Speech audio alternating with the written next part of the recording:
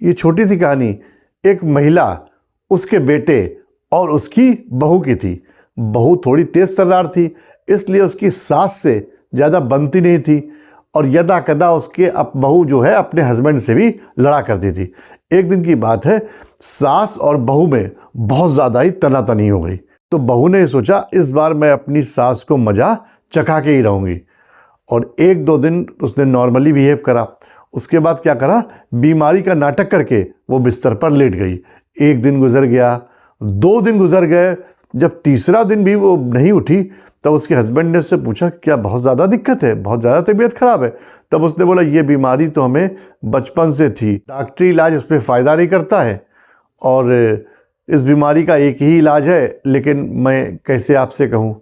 बोली नहीं नहीं तुम कहो, तुम्हारे लिए मैं कुछ भी कर सकता हूँ, तुम हमारे घर की लक्ष्मी हो। तब उस बहू ने अपने हस्बैंड से कहा जब हमें ये बीमारी हुई थी तब हमें डॉक्टरी इलाज से तो फ़ायदा हुआ नहीं था, तब हम एक तांत्रिक के पास गए थे। उस तांत्रिक ने हमसे ये कहा था कि जब तुम्हारी शादी हो जाए और जब ये समस्या तुम्हें ये बीमारी दोबारा अगर दिखे, तुम्हारी सास ही तुम्हारी ये बीमारी दूर कर पाएगी। अब आदमी ने कहा कि वो कैसे? तब उसने बताया अगर मेरी सास अपने बाल मुड़वा के, अपने मुंह पर कालिक पोत के, गधे के ऊपर बैठ के 1 लोटा पानी मुझे पिला दे तो मेरी तबीयत हमेशा के लिए ये बीमारी से मुक्ति मिल जाएगी, मेरी तबीयत ठीक हो जाएगी। आदमी होशियार था, वो समझ तो रहा था। फिर उसने मुस्कुरा के कहा अरे तुम तो मेरे घर की लक्ष्मी हो, माँ सब तुम्हारे लिए सब कुछ कर सकती है।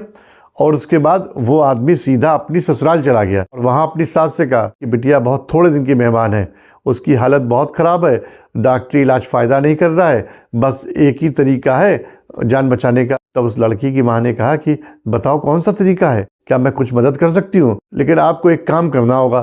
तो बोली बताओ क्या काम करना होगा? तब उसने वही उसको बताया। उसकी माँ बोली कोई दिक्कत नहीं है, हमारे अपनी जन लड़की के लिए कुछ भी कर सकते हैं। और वो बाल अपने बुढ़वा के मुंह में खूब कालिक पोत के गधे के सहारों पे 1 लोटा पानी लेके आई, उसने पिला दिया।